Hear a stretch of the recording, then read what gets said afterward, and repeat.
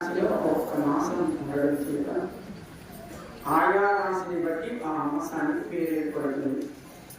ధనురాశిలోకి సూర్యుడు ప్రవేశించి మకర రాశుల వరకు ఆయన మళ్ళీ మకర సంక్రమణం ఏర్పడేంత వరకు ఈ మాసము మనకి దేవతలకు బ్రహ్మముహూర్తం లాంటిది అని పెద్దలు వివరిస్తారు. మనకుండేటువంటి సంవత్సర కాలం దక్షిణాయనము ఉత్తరాయణము అని 6 నెలలు దక్షిణాయనం 6 నెలలు ఉత్తరాయణం. మన దక్షిణాయనం దేవతలకి రాత్రి, మన ఉత్తరాయణం దేవతలకి పగలు. అంటే మన సంవత్సర కాలం దేవతలకు ఒక రోజు. రాత్రి నుంచి సూర్య ఉదయానికి పూర్వం ఉండేటువంటి యశస్సు మనకెలా అయితే బ్రహ్మముహూర్తము అని మనలో మంచి ఆలోచనలు, మంచి సంకల్పాలు, మనలో సత్వగుణ అభివృద్ధి కలిగేటువంటి ఆ కాలాన్ని బ్రహ్మముహూర్తం అన్నట్టుగా దేవతలకి ఒక రోజు అయినటువంటి మన ఈ సంవత్సర కాలంలో దక్షిణాయనం రాత్రి గడిచి ఉత్తరాయణం పగలు ఏర్పడడానికి, అంటే మకర సంక్రమణం నుంచి ఏర్పడేటువంటి ఆ ఉత్తరాయణం వారికి పగలు, ఆ మధ్యకాలంలో రాత్రి నుంచి అంటే దక్షిణాయనం చివర ఉత్తరాయణ ఆరంభానికి మధ్యలో ఉండేటువంటి ఈ సంధ్యకాలము దేవతలకు బ్రహ్మముహూర్తము అని పెద్దలు పిలుస్తారు. అందుకే మాసానాం మార్గశీర్షం అంటాడు కృష్ణుడు. ఈ మాసము మార్గశీర్ష మాసము సాక్షాత్తు తానే అని ప్రకటించుకున్నాడు భగవద్గీతలో. అందుకే కాబోలు అమ్మ కృష్ణుని పొందడానికి తాను చేసిన వ్రతం ధనుర్మాసంలోనూ వాడు మార్గశీర్ష మాసంలోనూ ఏర్పడి ధనుర్మాస వ్రతమని మార్గశీర్ష వ్రతము అని పెద్దలు వ్రత వైద్యాన్ని మనకి వివరిస్తారు. అంతేకాకుండా సకల సంపదలకు కారణమైన వాడు, సకల సంపదలకు నిలయమైన వాడు పరమాత్మ తానే శాశ్వత సంపద కనుక ఆయన కూడా పొంది శ్రీ వ్రతము అని పేరు. ఇరువంటి లక్ష్మీదేవి, పావై అంటే వ్రతము తమిళ ప్రధానం కనుక అమ్మ సంబంధం కలిగి ఉండడం చేత దీనికి తిరుప్పావై వ్రతము అని ఇలా రకరకాల పేరుతో అమ్మ ఆచరించి చూపించినటువంటి వ్రతాన్ని మనకు అనుగ్రహించారు పెద్దలు. అనాదిగా అంటే అనుచారంగా వారు ఆచరిస్తూ కడిస్తూ మన చేత ఆచరింపజేస్తూ మనల్ని తరింపజేస్తున్నారు. మన అదృష్ట విశేషం చేత సూర్యాపేట పట్టణంలో ప్రధానమైనటువంటి ఆలయాలు రెండు. ఒకటి ఈ కలియుగానికి నాయకుడు, కలి దైవము అయినటువంటి కలియుగ దైవమైనటువంటి శ్రీ వెంకటేశ్వర స్వామి ఆలయం ఒకటైతే, రెండవది ద్వాపర యుగానికి పరిపూర్ణమైనటువంటి అనుగ్రహాన్ని కలిగించినటువంటి స్వామి వేణుగోపాల స్వామి ఆలయం ఒకటి. అక్కడ నేను సాయంకాలం మనం అమ్మ వైభవాన్ని చెప్పుకున్నాం, వ్రత వైభవాన్ని. ఈనాటి ఉదయం ఈ వ్రతానికి నిజమైనటువంటి కథానాయకుడు ఎవరు? ఆయన రూపం అదే, ఆయన రూపం అదే అయినప్పటికీ వ్రతానికి నిజమైన కథానాయకుడు కృష్ణుడేనా? కానీ ఈనాటి ఉదయం స్వామి యొక్క వైభవాన్ని ఎంత గొప్పదో ఆయన శ్రీచరణ సన్నిధిలో ఆయన ముందు చెబితే ఆయన కూడా ఆనందమా కాదు. అందుకోసం అమ్మ చెప్పినటువంటి ఆ స్వామికి ఉండేటువంటి గొప్పతనం ఈనాడు మన స్వామి సన్నిధిలో మనం దాన్ని ఒకసారి స్మరిద్దాము అని ఇక్కడికి చేరుకున్నాం. ఎరుపు అవలూరు అనేటువంటి ఒక ఊరు. ఆ ఊరిలో వస్తూ వస్తూ ఒక ఆడవాడు, ఆయనకి పేరాడవారి పేరు, వస్తూ ఉండగా వర్షం ఏర్పడింది. చిన్న ఒక ఆవాసం కనపడింది. సరే దాంట్లో వెళ్ళి ఆ రాత్రి చక్కగా భగవన్నామ స్మరణ చేసుకుంటూ నిద్రించాలనుకున్నారు. చేయడం త్వరపడుకున్నారు. ఇలా అదే వర్షంలో మరొక ఆడవారు వచ్చాడు. కూడత్త ఆడవారు ఆయన కూడా వచ్చి ఆయన కూడా వర్షం ఉండడం చేత ఆ సన్నిధికి వచ్చాడు. సరే ఒకళ్ళు పడుకోవచ్చు, ఇద్దరు కూర్చోవచ్చు కనుక అదే ఇద్దరు భగవన్నామ స్మరణ చేస్తూ వాళ్ళు ఆ రాత్రి స్వామి ఇద్దరు చేశారు. ఆ స్థానంలో ఈయన మరో ఆడవాళ్ళు వచ్చారు, పొరుగై ఆడవాళ్ళు. ఆయన కూడా వర్షాకాలం నుంచి అక్కడికి చేరుకున్నారు. అంటే ఇద్దరు కూర్చోవచ్చు, కానీ ముగ్గురు నిలుచుని ఉండాల్సి వస్తుంది ఆ స్థానంలో. సరైన ఆడవాళ్ళని కూడా వారితో కలుపుకున్నారు. ముగ్గురు ఒక చోటికి చేరారు, కానీ ముగ్గురికి చక్కగా ఉండడానికి స్థానం అనువైనదే అయినప్పటికీ ఏదో తెలియని ఒత్తిడి ఎవరో నాలుగో వ్యక్తి చేరినట్టుగా అనిపించింది. ఆ ఎవరో నాలుగో వ్యక్తి కనపడటం లేదు. సరే, మరి ఆయన చూడాలా వద్దా? వీళ్ళు ముగ్గురు అంటే ఒకరి తర్వాత ఒకరు వచ్చారు, పరిచయం చేసుకున్నారు, ఒక చోటికి చేరారు. కానీ పరిచయం లేని వ్యక్తి, ఎవరో తెలియని వ్యక్తి, నాలుగవ వ్యక్తి తమలో చేరినట్టుగా వాళ్ళకి అర్థమైంది. ఎవరు? వెంటనే ఒక ఆయన అన్నాడు, మొత్తం ఈ భూమినంతా ప్రమిదగా చేస్తున్నాను, ఈ సముద్రపు నీటినంతా దాంట్లో తైలంగా నెయ్యిగా చేస్తున్నాను, ఆ ప్రకాశించే సూర్యుడిని చక్కగా దీపముగా నేను వెలిగిస్తున్నాను. ఈ ప్రకాశంలో మన నాలుగవ వ్యక్తి ఎవరో చూడొచ్చు. సరే, ఆయన ఆ భావనతో జ్ఞాన ప్రకాశాన్ని ఆయన కలిగించాడు. మరొక ఆయన, సరే నా హృదయాన్ని ప్రమిదగా చేస్తున్నాను, నా ఉండేటువంటి భగవద్ భక్తి అనే ఆర్తిని నేను నెయ్యిగా దాంట్లోకి చేరుస్తున్నాను, జ్ఞానం అనే వత్తిని నేను వెలిగిస్తున్నాను, నేను కూడా ఒక దీపాన్ని వెలిగిస్తానని ఆయన కూడా ఒక దీపాన్ని వెలిగించాడు. మరొక ఆయన ఒక దీపం వెలిగించాడు, భూమిని ప్రమిదగా, సముద్రాలన్నిటినీ కూడా దాంట్లో చమురుగా, సూర్యుడిని దీపముగా, జ్ఞానమని ఆ ప్రకాశమని సూర్యుడిని వత్తిగా వెలిగించాడు. మరొక ఆయన హృదయాన్ని, దాంట్లో ఉండే భక్తిని, ఆర్తిని, దానికి తోడై ఉండేటువంటి జ్ఞానాన్ని. జ్ఞానం లేకుండా భక్తి ఏర్పడదు, జ్ఞానం లేకుండా కర్మ కూడా ప్రవృత్తి ఏర్పడదు. కనుక జ్ఞానం అనే దీపాన్ని రెండు ఆయన వెలిగించాడు. ఈ రెండు దీపాలు వెలిగిస్తే అటొకటి ఇటుకటి వెలుగుతున్నప్పుడు మూడవ వ్యక్తి తానన్నాడు, ఆ తండ్రి ఆ మధ్యలో ఉండేటువంటి శంఖ చక్రధారి అయినటువంటి స్వామిని నేను దర్శించగలుగుతున్నాను. అంటే వచ్చిన నాలుగో వ్యక్తి ఎవరు? ముగ్గురు భక్తులు ఒక చోట చేరేటప్పటికి ఆ ముగ్గురి సంబంధాన్ని కోరుకుని పరమాత్మ కూడా వచ్చి వారితో చేరాడు అని మనకి ఆడవాళ్ళ మాట ఎందుకు చెప్తున్నా? అందరూ హాయిగా పడుకునేట్టుగా ఉండేది వేణుగోపాల ఆలయం. కానీ భక్తులు ఎక్కువ కూర్చోవడానికి, మరింత ఎక్కువైనప్పుడు నిలబడడానికి అవకాశం లేదు. కానీ ఇంతమంది ఒక చోటికి చేరితే పొమ్మన్నా పోకుండా ఉంటాడా లేదా? అందుకే ఆయన కూడా సుస్థిరంగా మీ అందరి హృదయాలకు భక్తికి తగినట్టుగా సూర్యాపేటలో ఈ ఆలయాన్ని తన స్థానంగా చేసుకొని ఎప్పటి నుంచో ఆయన ఎక్కడే చేరి ఉన్నాడో, కదలకుండా వెళ్ళకుండా. మరి ఆయన మరింత సుస్థిరం చేసేది వేదం, ఆయన మరింత స్పష్టం చేసేది వేద జ్ఞానం కలిగిన ఆచార్యుడు. అందుకే మళ్ళీ ఆయనను మళ్ళీ ఎప్పుడైనా మనలో ఎక్కడైనా కొంచెం లోపం ఏర్పడుతుందా లేదా, రోజు వెళ్ళి ఆలయం కదా అని ఏ ఒక్కడ కనిపించినా మళ్ళీ ఆయన కూడా పోనీలే, రోజు చూసే ముఖాలే కదా, ఏం చూస్తానులే, మరో ఏదైనా కొత్త ఊరు, పాపం నన్ను చూడాలనుకునే వాళ్ళు చాలా మంది లోకంలో ఉంటారా లేదా?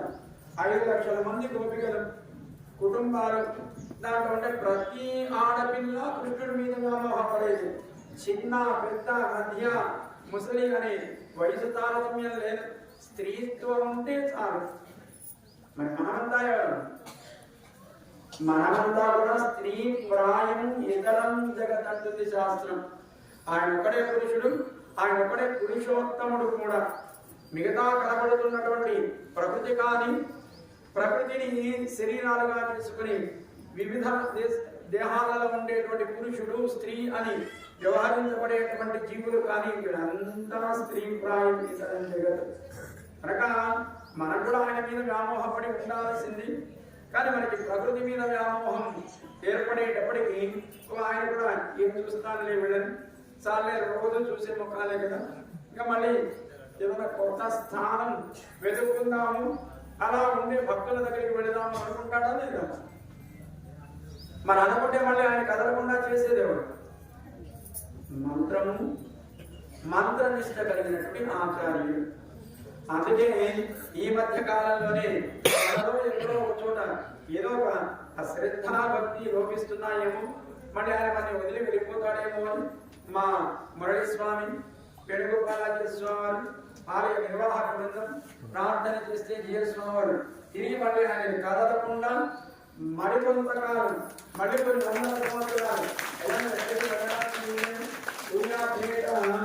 వైకుంఠాన్ని కంటే గొప్పదయ్యా, ఇక్కడ ఉండేవాడంతా ముక్కులు నిత్యుల కంటే గొప్పవాడయ్యా అని చేసి వెళ్ళారు.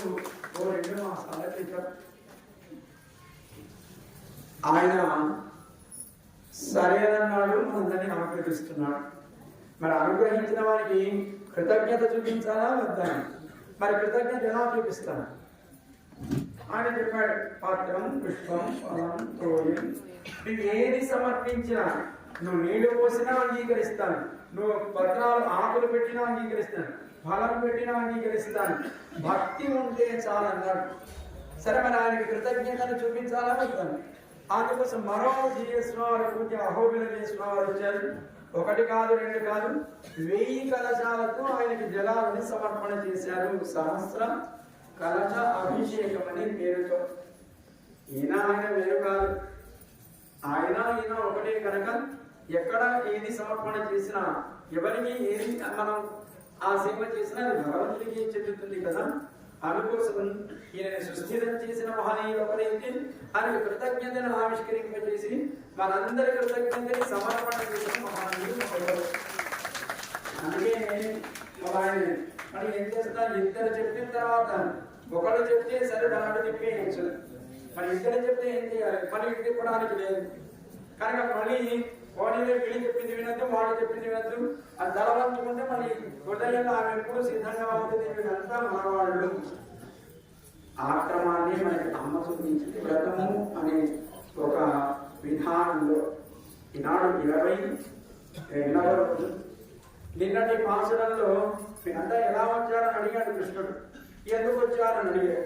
అంటే నీ గుణాలను కీర్తించాలయ్యా, ఆ గుణాలకు మంగళం పలకాలి, అందుకోసం వచ్చామన్నారు. సరే, ఎలా వచ్చారు అంటే మాట్లాడు ఉనక్కు వై ఉలైందు వాచకం వందు పున్ అడి పడియు మాపోలి.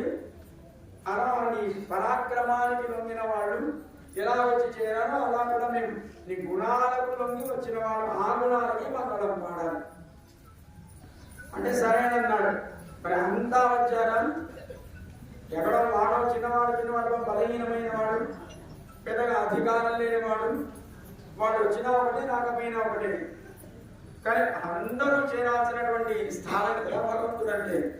కానీ కొంతమంది మేము చేరమనే వాడు కూడా ఉంటారు. అలాంటి వాళ్ళలో ఉండేది ఏంటి?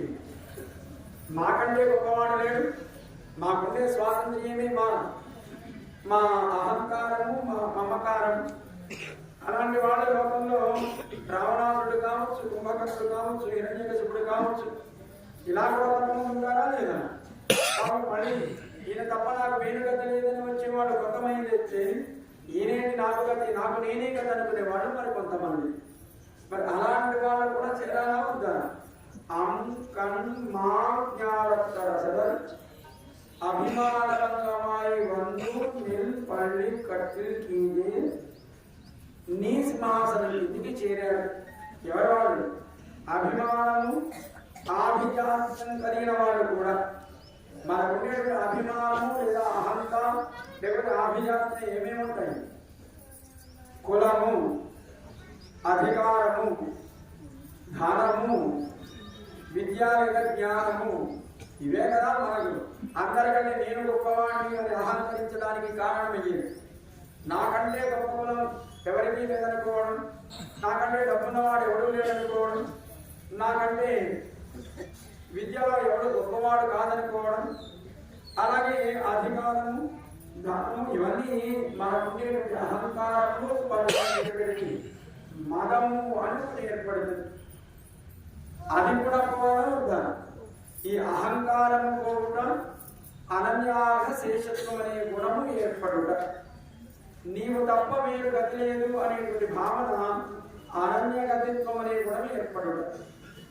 వీళ్ళంతా అనన్యగతిత్వము అనేటువంటి భావన ఏర్పడి అలాగే ఆయనే మనకందరికీ కూడా యజమాని శేషి, మనమంతా ఆయనకు చెందిన వాళ్ళం కనుక ఆయనకు తప్ప వేరొకరికి సేవ చేయడానికి ఆయన సేవ తప్ప వేరొక సేవ అర్హము కాదు అని అనన్య అర్హ శేషత్వం అనేటువంటి గుణం ప్రకాశిస్తూ ఉండగా వచ్చినవాడు. మనకి జీవుడు ఉండాల్సినటువంటి ప్రధానమైనటువంటి ఆకారమేమి? ఆకారం అంటే ఒక రూపం. జీవుడికి రూపం ఉంటుందా? జీవుడికి రూపం ఉంటుందా? కనపడేది మనిషి, పశువు, జంతువు ఇవన్నీ ప్రకృతి చేత ఏర్పడిన శరీరాలు, అది కూడా తాత్కాలికం. కానీ జీవుడికి ఉండే రూపం ఇది కాదు. జీవుడికి ఏ రూపం ఉండాలో అమ్మకు ఉండే గుణాలను బట్టి అమ్మను కూడా జీవుడికి చేర్చి అమ్మకు ఒక గొప్ప నామాన్ని పెద్దలకి ఇస్తారు. అమ్మను ఆ నామంతో ఆకార త్రయ సంపన్న అని అమ్మ ఒక నామం. ఆకార త్రయం అంటే 3 రకములుగా ఉండేటువంటి ఒక రూపం భగవంతుడికి చెంది ఉండుగా. ఎంత ఆకార త్రయం? అనన్యార్హ శేషత్వం, అనన్య శరణత్వము, అనన్య భోగ్యత్వము అని 3. అనన్యార్హ శేషత్వము ఇది నేను పరమాత్మకే చెంది ఉన్నవాడిని, నేను ఇతరులకు చెందిన వాడిని కాదు, నేను ఆయనకు చెంది ఉండుటయే నాకు యోగ్యత అని ఒక గుణం. అనన్య శరణత్వం, ఆయన పొందాలంటే ఎవరి ద్వారా పొందాలి? ఆయన పొందాలంటే ఉపాయం ఏంటి? శరణం అంటే ఉపాయం. ఆయన పొందాలంటే ఉపాయం ఏంటి? ఆయనే ఉపాయము, ఆయనే ఉపేయము. దాన్ని అనన్య గతిత్వము అని అన్నారు. గతి అంటే మార్గమని, గతి అంటే చేయాల్సిన లక్ష్యము అని కూడా చెప్తారు. కారణం ఆయనే గతి, ఆయనే లక్ష్యం, ఆయనే ఉపాయము, ఆయనే ఉపేయము, చేరవలసినటువంటి స్థానం, ఆయనే సాధనము, ఆయనే సాధ్యము, మనం పొందాల్సినటువంటి ఫలము. సాధనం అంటే ఒక ఫలాన్ని పొందడానికి చేసేటువంటి ఒక ప్రక్రియ, సాధ్యం అంటే పొందాల్సినటువంటి ఫలం. కనుక ఆయనే మన గతి. కనుక అనన్య గతిత్వం అనేటువంటి ఒక గుణం మనలో ఉండాలి. దాన్ని అనన్య శరణాగతి అంటారు. అలాగే ఆయన తప్ప వేరెవరికి మనం చెందిన వాళ్ళం కాదు. ఆయన సేవ తప్ప మరొకరికి మన సేవను చేయాల్సిన వాళ్ళము కాదు. సర్వకాలం సర్వ అవస్థలయందు సర్వవిధ కైంకర్యములను ఈ జగత్తును నియమించేటువంటి లక్ష్మీనారాయణుడికి చేయించుందుము కాక అని అంటారు. మధ్య సంస్కారాన్ని అనుగ్రహించేటప్పుడు మన గురువు గారు మన చేత ఆ మాట చెప్పిస్తారు. అందుకే లక్ష్మణుడు అహం సర్వం కరిష్యామి జాగ్రత్త స్వపదస్య తే అంటూ సీతారాముడు తాను కూడా మనకి వనవాసానికి వెళ్ళిపోయారు. అనన్యగతిత్వము, అనన్యార్హ శేషత్వము అని 2 లక్షణాలు. ఏం చేస్తాయి మనకి? అనన్యగతిత్వము మనలో ఉండేటువంటి అభిమానాన్ని పోగొట్టుకోవాలి. ఆయనకు తప్ప వేరొకరికి చెంది ఉండడం మనకుండేటువంటి లక్షణం కాదు. కనుక మనకుండేటువంటి ఈ అహంకారం ఏదైతే ఉందో, అధికారము లేదా వంశము లేదా విద్య లేదా జ్ఞానము లేదా ఇంకొకటి ఇవన్నీ పోతే తప్ప భగవంతుడు మనం అంగీకరించడు. అవన్నీ ఉన్నాయంటే అర్థమేంటి? నాకంటే లేడు, నాకు కంటే గొప్ప కులం లేదు, నాకంటే విద్యాధికుడు లేడు, నా అధికారమే గొప్పది, ఇవన్నీ ఉన్నాయంటే అర్థమేంటి? అహంకారం ఉంది కదా. అది అహంకారము తొలగితే తప్ప భగవంతుడు మనం అంగీకరించడు. ఈ అహంకారమే భగవంతుడి నుంచి మనని ఎడబాసేట్టుగా చేస్తుంది. అలాగే ఈ అహంకారం ఏర్పడడానికి దీనికి మరొకటి తోడై ఉంటుంది. ఇది నాది, ఇది నాది, ఇది నాది అని ఈ ప్రాకృతికమైనటువంటి వస్తువుల పట్ల, ప్రాకృతికమైనటువంటి సుఖభోగాల పట్ల మన వ్యామోహం చెంది ఉండుట మమకారము అని దానికి పేరు పెట్టారు. మమ అంటూ ఉంటారా? కానీ అహంకార మమకారములు నేను అని అహంకారం కలిగిపోతా భగవంతుడి నుంచి వేరవుతాను. నాది అనేటువంటి మమకారం చేత ఆ వేరైనటువంటి ఆ ఎడబాటు మరింత మరింత యుగాలు గడుస్తున్నా ఆయన మనల్ని అంగీకరించని స్థితికి చేరుస్తుంది. ఈ అహంకార మమకారాలు దొరికితే తప్ప భగవంతుడు మనం అంగీకరించదు కనుక ఈ లోకంలో ఉండేటువంటి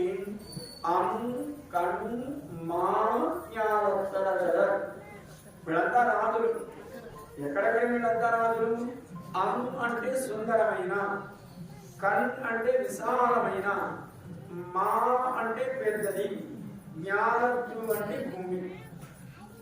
దీంట్లో సౌందర్యాన్ని, విశాలత్వాన్ని, దాంట్లో ఉండే బృహత్వాన్ని మూడిని చెప్పారు.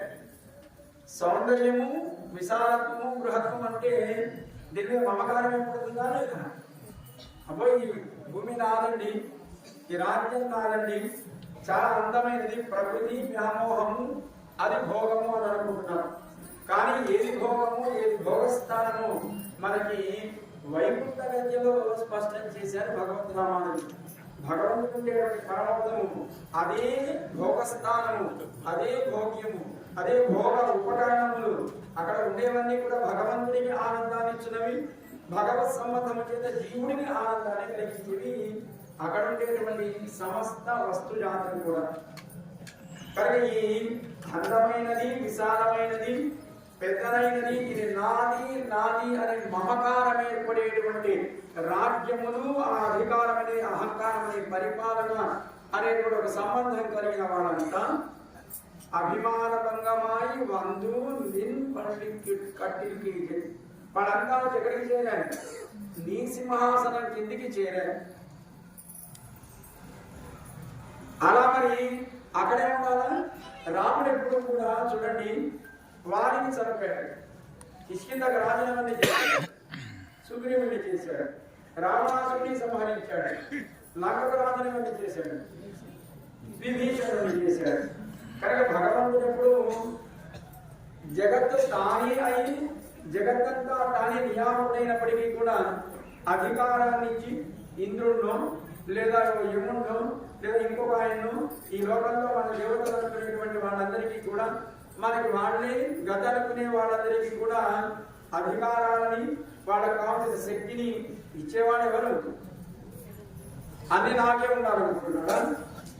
వాళ్ళందరికీ శక్తిని ఇస్తున్నాడు, వాళ్ళకి అధికారం ఇస్తున్నాడు, వాళ్ళకి పరిపాలించుకోవడానికి రాజ్యాలను ఇస్తున్నాడు. కానీ వీళ్ళంతా ఎవరికి లోపడి ఉంటారు? కష్టం వచ్చినా సుఖం వచ్చినా మణి నీవే గతి అంటూ పరమాత్మ దగ్గరికి చేరుతారా లేదా?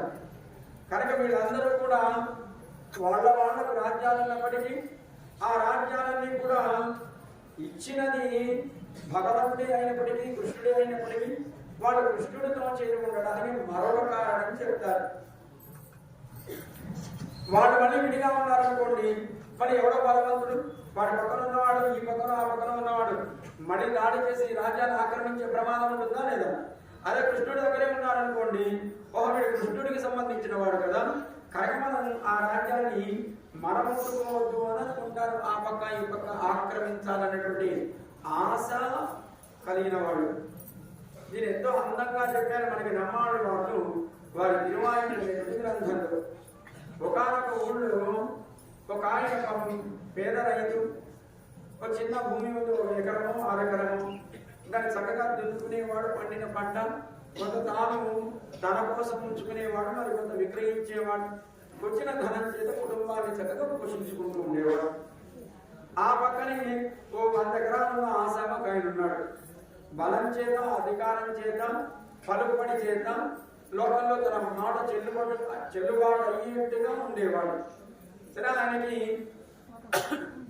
దాన్ని మరింత విస్తరింపజేసుకోవాలి. ఆ పక్కన ఎకరం పిడవాడుతుంది కదా, దాన్ని కూడా కబ్జా చేద్దామనుకున్నాడు. అంటే మరి అవును చేద్దామనుకోలేదు, చేశాడు కూడా.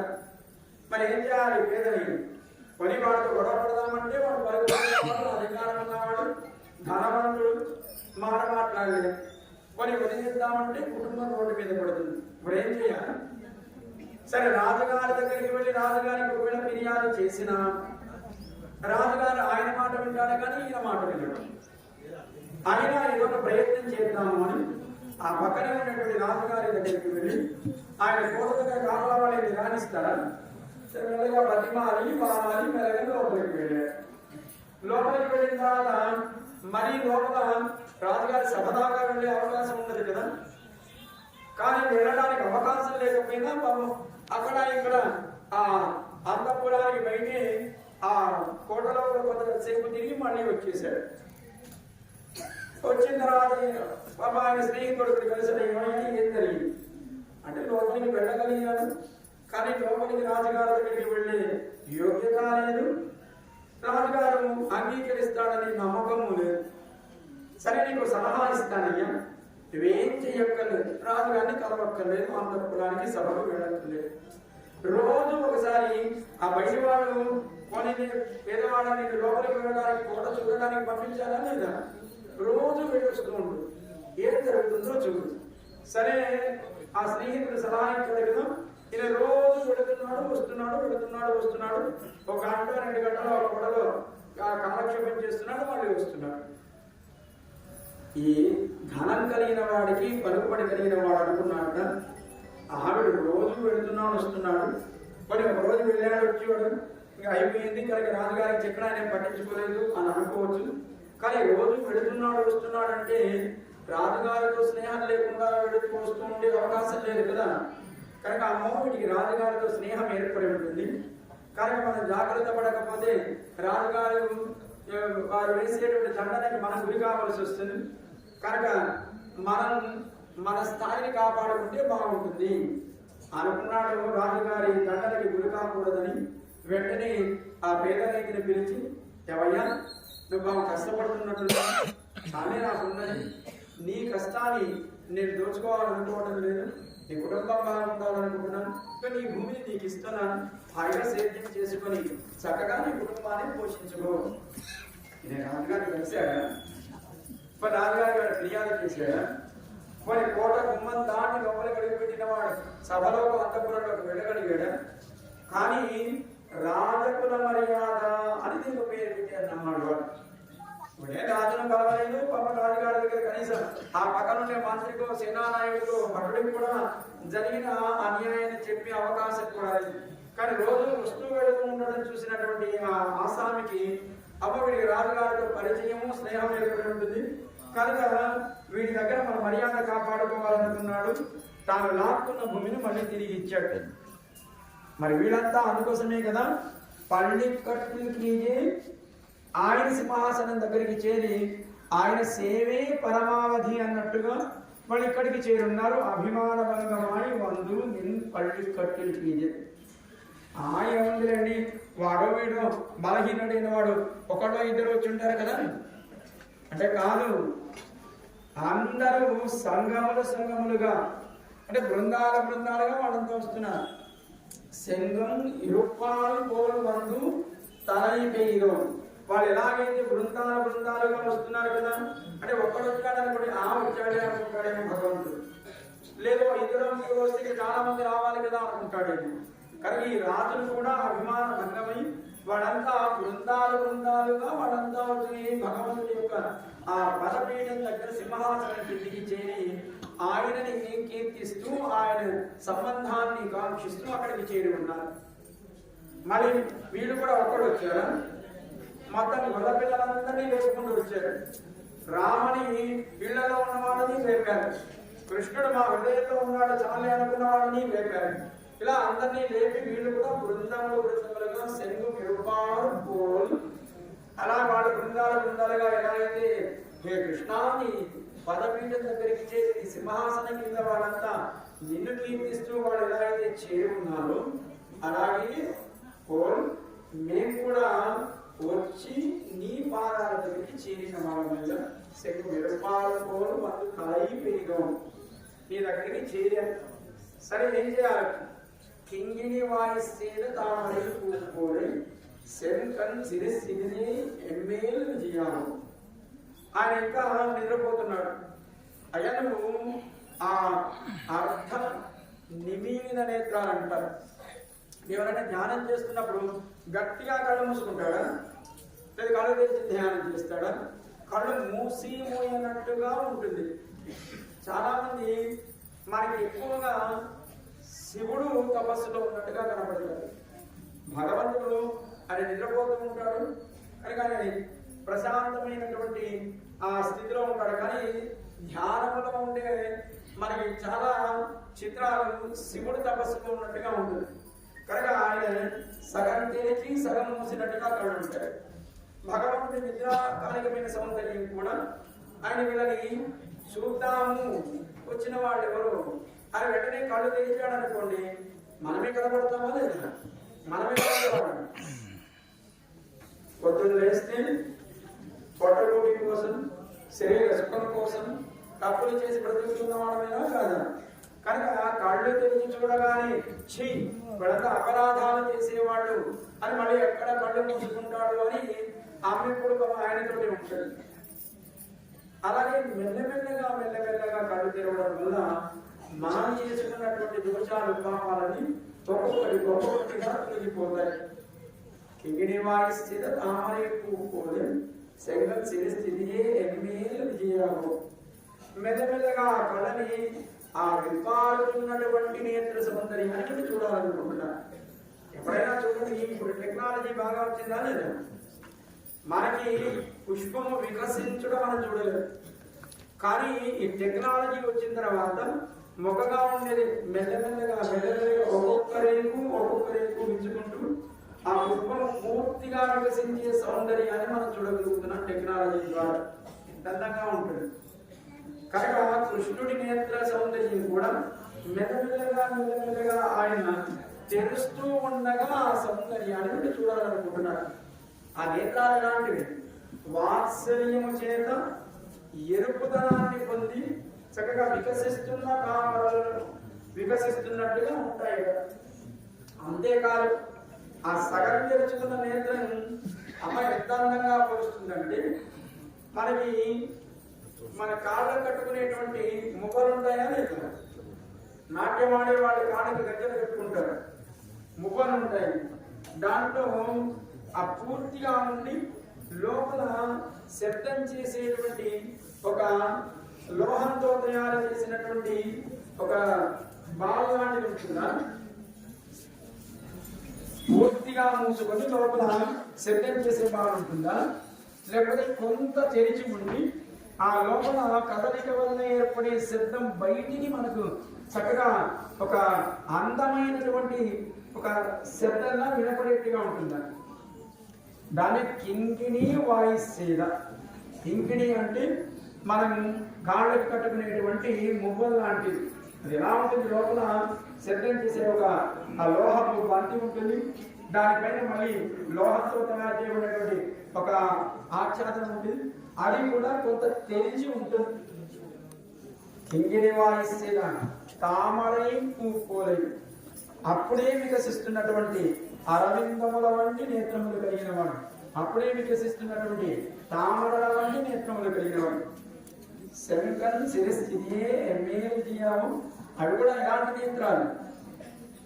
ఎర్రటి ప్రేమపూరితమై అనురాగపూరితమై వాత్సల్యపూరితమైనటువంటి ఎరుపుదనం కలిగినటువంటి నేత్రాలు పరమాత్మవి. ఎవరి మీద వాత్సల్యం? మన మీదేనా కాదా? ఇది ఒక కారణం. మరొక కారణం చెబుతారు పెద్దలు, మహనీయులు, భట్టలు లాంటి వారు. భగవంతుడు ఎప్పుడు ఎవరిని చూస్తూ ఉంటాడు? ఆయన ఎప్పుడు ఎవరిని చూస్తూ ఉంటాడు? ఎవరిగా అందంలో సౌందర్యంలో వ్యామోహపడి ఉంటాడు. పక్కన ఉండే అమ్మేనా కాదా? అమ్మ ఉండే స్థానమేది పద్మ నివాసిని కదా. ఆమె ఉండే పద్మము ఎర్రదనం కలిగినది. ఆమె సౌందర్యము సౌకుమార్యము పద్మము కంటే సౌకుమార్యం సౌగంధ్యము సౌందర్యం కలిగినది. కనుక అమ్మ అప్పుడే వికసిస్తున్నటువంటి ఆ తామర లాంటి సౌందర్యం కలిగింది.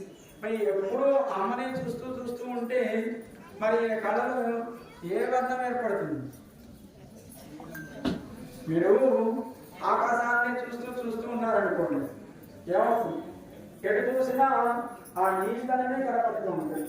మరి ఎప్పుడు అమ్మనే చూస్తూ ఉంటాడు కనుక అమ్మలో సౌందర్యం సౌకుమార్యం ఆ వర్ణం ఆ తామరలను పోలినటువంటి ఆ ఎర్రదనం ఈయన కళ్ళలో ఏర్పడిందట. ఆమె ఎప్పుడు ఎవరిని చూస్తూ ఉంటుంది, చిన్న నీలం శ్రీరాముడు ఎప్పుడు చూస్తూ చూస్తూ చూస్తూ ఉంటుంది ప్రేమతో. కనుక ఈయన శరీరపు రంగు అమ్మ నేత్రాలు ఏర్పడుతుంది. అందుకే అమ్మ నేత్రాలను కలువలతో పోలుస్తాడు, స్వామి నేత్రాలను తామరలతో పోలుస్తాడు. జ్ఞానం ഇങ്ങനെ വായിച്ചത് താമരയ്ക്ക് പോലെ ശരിക്കും ശിരസ്ഥിതിയെ എന്നേലും ചെയ്യാവും. మెల్లగా ఆ నేత్రాలను తెరిచి కొద్ది కొద్దిగా మాపై ప్రసరింపజేస్తే ఏమవుతుంది? తింగళం ఆదిత్యను ఏజంగారు అంగని రెండం కొండు ఎంగలు మేలు పొదిగి. నువ్వు అలా ఆ నేత్రాలు లాంటివి, ఒకటేమో చక్కగా ప్రకాశించేటువంటి సూర్యుడి నేత్రం లాంటివి, మరొకటి చల్లదనం కలిగించేటువంటి చంద్రుడిని పోలిన నేత్రం. అంటే ఒకటేమో చక్కటి వాత్సల్యం కలిగింది, మరొకటి ప్రకాశము కలిగినది. అదేంటండి, రెండు కళ్ళు ఒకేలా ఉండాలా వద్దా? అంటే ఎప్పుడైనా మనకి రెండు కళ్ళు ఒకేలా ఉండాలి, చూపు ఒక చోటే ఉండాలి, లేకపోతే ఏమవుతుంది అది హాస్పిటల్కి పరిగెత్తాల్సి వస్తుంది. ఒక్కొక్కసారి ఇన్ఫెక్షన్ వస్తే ఒక కన్ను ఎర్రబడుతుంది, మరో కన్ను బాగానే ఉంటుంది. అంటే అర్థం ఏంటి? అంటే కంటికి ఇన్ఫెక్షన్ ఏదో రోగం ఏర్పడినట్టేనా కదా. మరి ఆయన కళ్ళు కూడా అలాంటివేనా?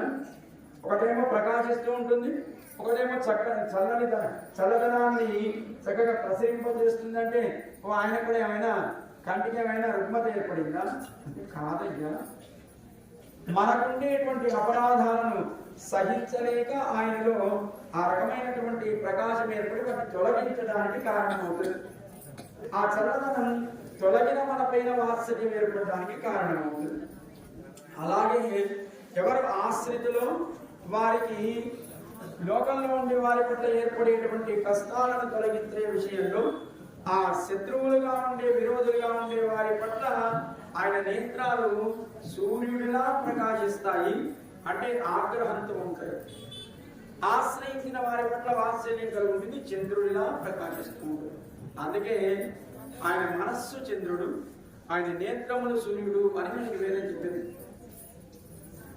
అలా ఆయన ఆ రెండు నేత్రాలు, ఈ రెండు వాటితోటి కనుక నువ్వు వాత్సల్యంగా నీ చూపు మా పైన ప్రసరించగలిగితే ఏమవుతుంది? ఎంగల్ మీన శాపం తీసందు, మాకున్నటువంటి జన్మ జన్మాంతరముల నుంచి చేసుకుంటున్నటువంటి పాపములన్నీ కూడా తొలగుతాయి. అలా కృష్ణుని ప్రార్థన చేస్తున్నారు. తన చల్లటి ఆ కరుణాపూరితమైనటువంటి ఆ చూపుని తమ మీద ప్రసరింపజేయమని. దీంట్లో మొదట వచ్చి చేరిన రాజుల గురించి చెప్పిందమ్మా. అభిమాన భంగమే వాళ్ళు దీని కూడా ఒక అందమైనటువంటి సన్నివేశం చెప్తారు. మనకి నమ్మాడు గారు ఒకనొక చక్రవర్తి గారు ఉన్నారు. ఆ పక్కన ఉండేటువంటి ధర్మాత్ముడే మంచివాడు. ఆ పక్కన ఉండేటువంటి రాజు అర్ధరాత్రి మాయోపాయం చేత రాజ్యాన్ని ఆక్రమించాడు. సరే, ఈయన కాస్త బ్రతుకు జీవుడాలని తనని రక్షించుకోవడం కోసం ఆ పక్కనే ఉండేటువంటి అడవిలకి మారిపోవాల్సి వచ్చింది. పాపం రోజు మంచి మృష్టాన్న భోజనం తినేవాడు, చక్కటి భోగాలను అనుభవించేవాడు, నాకంటే గొప్పవాడు లేడనుకునేవాడు. కానీ ఇప్పుడు ఎక్కడున్నాడు? అడవిలో చేరి ఉన్నాడు. రోజు మంచి పంచపక్ష పరమాన్నాలు తినేవాడికి అడవిలో కాయలు పళ్ళు రుచిస్తాయి. పాపం ఆ రోజు అవి తిని తిని నోరు చెడి ఏదైనా ఊళ్ళోకి వెళ్ళి అడుక్కొనైనా అన్నం తినాలి అని అనుకున్నాడు. మనకు కూడా చూడండి, మద్రకాసంలో పోతే మనకి ఏం దొరుకుతుంది? అక్కడ ఉండేటువంటి నార్త్ ఇండియన్స్ తినే చపాతీలు అలాంటివి దొరుకుతాయి. కానీ మనకు అన్నం పడేది, కానీ మనకి ఆత్మారాము శుద్ధి చెందాడు. అందుకే పెద్దజీయ స్వామి వారు అక్కడ బద్రికా క్షేత్రంలో అష్టాక్షరి క్షేత్రం ఏర్పాటు చేసి దక్షిణాది నుంచి వెళ్లే వాళ్ళందరికీ చక్కగా అన్నాన్ని ఇవ్వడం కోసం ఒక అద్భుతమైనటువంటి కార్యక్రమాన్ని ప్రారంభించారు. మనం అక్కడికి వెళ్ళినా అదిగా మన అన్నరసమైనటువంటి శరీరాలు కనుక, అన్నరసం అంటే అది వేరే అర్థం. కానీ మనయన్ని అన్నరసమైన శరీరం అంటే అన్నం తప్ప, మరి అన్నం తప్ప మనకేది మనకి నోటికి రుచించదు కనుక ఇప్పటికీ దాన్ని జీవన స్వామి వారు మరింత ఆ సేవను మనందరికీ అందిస్తున్నారు. అలాగే ఈయన కూడా నోరు చెడి ఆ పక్కనే ఉండేటువంటి గ్రామానికి వెళ్ళి కొన్ని అడుక్కునైనా ఒక ముద్ద తిందాం అనుకున్నాడు. మరి రాజుగారు కదా, మరి అలా వెళ్ళి అడుక్కోగలడు. సరే అర్ధరాత్రి వెళ్దాం అనుకున్నాడు. ఉంటాడా అయినా ఎవరో కనపడకపోతాడో అర్ధరాత్రి వెళ్దాం అనుకున్నాడు. సరే అర్ధరాత్రి మళ్ళీ చంద్రుడి నక్షత్రాలు వెలుగుండే కాదు కదా, అమావాస్య అర్ధరాత్రి వెళ్ళాలనుకున్నాడు. మరి అమావాస్య అర్ధరాత్రి బయలుదేరాడు. కానీ మళ్ళీ వీధి దీపాలు కూడా గుర్తుపడతారు కదా, వస్తుంటే దానిలో గురి చివర ఏముంటుంది, గురికి చివర ఏముంటుంది, శ్మశానం ఉంటుంది. సరే దాంట్లో వెళ్ళాడు. బూడిద మొత్తం ఒంటి నిండా పోసుకున్నాడు. తాను కనపడకుండా రూపాన్ని మార్చుకున్నాడు. ఆ పక్కనే ఎవరో అక్కడ సంస్కారం చేయడానికి తీసుకొచ్చేటప్పుడు అన్ని అక్కడ వదిలేసి వెళ్ళిపోతారా లేదా, ఎవరో నల్ల గొంగలి పట్టుకున్నాడు. దానితో పాటు అది అక్కడ పడేసి వెళ్ళిపోయాడు. దాన్ని కలుపుకున్నాడు. అక్కడే విరిగి పడిపోయి ఉన్నటువంటి ఒక కుండ పెంకు ఉంది. దాన్ని అడుక్కోవడానికి ఒక పాత్రగా ధరించి ఊళ్ళోకి వెళ్ళిపోయాడు. అర్ధరాత్రి అమావాస్య కటిక చీకటి ఒంటి నిండా బూడిద కప్పుకున్నాడు నల్లటి మొక్కలు. ఆ ఊళ్ళో ఓ నల్ల కుక్క గారు ఉన్నారు. ఒంటి మీద ఎక్కడ తెలుపు చుక్క కూడా ఉండదు దానికి. అప్పుడే పాపం ఓ 4-10 పిల్లల్ని పెట్టింది. అవి కూడా తల్లిని కోరినవి. దానికి కూడా ఆ పిల్లలకు కూడా ఎక్కడ ఒక ఒంటి మీద మరొక రంగు లేకుండా ఆ చివర నుంచి తోకదాకా మొత్తం నల్లగా అవి కూడా కారు చీకటి కోరున్నాయి. పాపం మళ్ళీ మధ్య మధ్యలో దీపాలు ఉన్నాయి కదా, కానీ వీధిలో నడవకుండా ఆ ఉండేటువంటి ఇళ్ల వరుస వాటికి ఉండేటువంటి చూరు ఉంటుందా దాని కింద నడవడం మొదలు పెట్టాడు. పాపం రాజుగారు ఎవరైనా మొదలు పెట్టకపోతున్నాడు. పాపం ఆ దారిలోనే ఈ కుక్క గారు తన సంతానంతో పడుతుంది. అవి ఏం చేస్తాడు, అవి కనపడటం లేదు, ఈయన కనపడకుండా ఉన్నాడు. చూడకుండా ఆ పిల్లని కాస్త తొక్కాడు కుక్క పిల్లని. అదేం చేస్తుంది, కుయ్యో అంది. తల్లి కాస్త రాజుగారి కాలు పట్టుకొని పీకింది. వెంటనే పాపం ఈయన కుయ్యో అనుకుంటూ చేతిలో ఉన్నటువంటి ఆ కొండ పీకి కూడా విసిరేశాడు. కాకపోతే గొంగళ ఎక్కడికో పోయింది. పాపం వీధిలో వచ్చి పడ్డాడు. అయ్యో ఎవడో దొంగొచ్చి ఉంటాడని ఆ ఇళ్లలో ఉండే వాళ్ళంతా దీపాలు పట్టుకొని చూస్తే ఎవరు, ఊరి లేని రాజుగారు. అభిమాన భంగమాయి. ఈ లోకంలో మనం పొందే అధికారాలు లేదా సంపదలు లేదా సౌందర్యాలు ఇవన్నీ తాత్కాలికమే. మనం ఎప్పటికైనా చేరాల్సింది ఎక్కడికి, భగవంతుడి శ్రీపాదముల దగ్గరికి. ఎప్పటికైనా మనం సేవ చేయాల్సింది ఎవరికి, భగవంతుడికి. కనుక ఆయనే గతి, ఆయనకే చెంది ఉండుట జీవుడికి ఉండే రక్షణ. కనుక మేము కూడా హే కృష్ణ నీ దగ్గరికి అలాగే వచ్చామయ్యా. అభిమానాన్ని పోగొట్టుకుని ఒకనాడు గోపికలు తిరిగి వాళ్ళ వస్త్రాలను ఇవ్వమన్నప్పుడు కృష్ణుడు చేతులెత్తి నమస్కరిస్తే ఇస్తానన్నాడు. వాళ్ళకి స్త్రీత్వం అనే అభిమానం ఒకటి ఉంటుంది.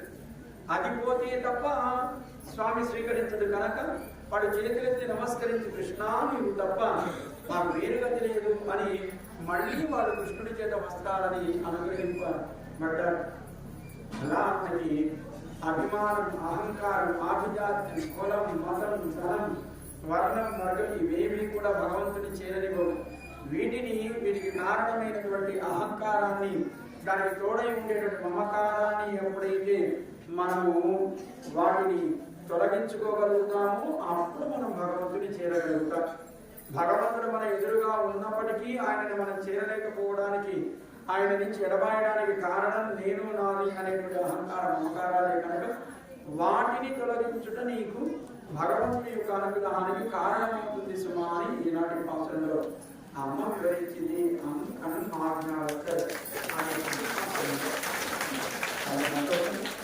మీరంతా చక్కగా శ్రద్ధగా మళ్ళీ పోటీ పడకుండా అక్కడ జరిగే కార్యక్రమాల్లోనూ ఇక్కడ జరిగే కార్యక్రమాల్లోనూ చక్కగా పాల్గొంటూ మీలో ఉండేటువంటి ఆ శ్రద్ధని, మీలో ఉండేటువంటి ఆర్తిని భగవంతుడి శ్రీపాదాల దగ్గర సమర్పణ చేస్తూ చక్కటి జీవితాన్ని గడుపుతున్నాను. అలాంటి జీవితమే మనకి నిరంతరము కొనసాగాలి అని జీవస్వామి వికాస తరగతి అనేటువంటి సంస్థని ఏర్పాటు చేశారు.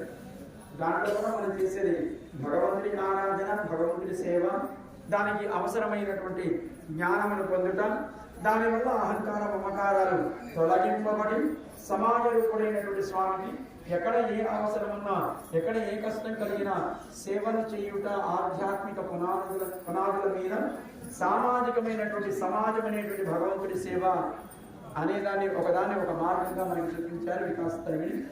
మనకు కూడా ఆ మార్గంలోని ముందుకు నడవగలిగితే మనకి భగవంతుడు మనని ఆయన పీఠలో ఆయన అనుగ్రహించి స్వీకరిస్తాడు.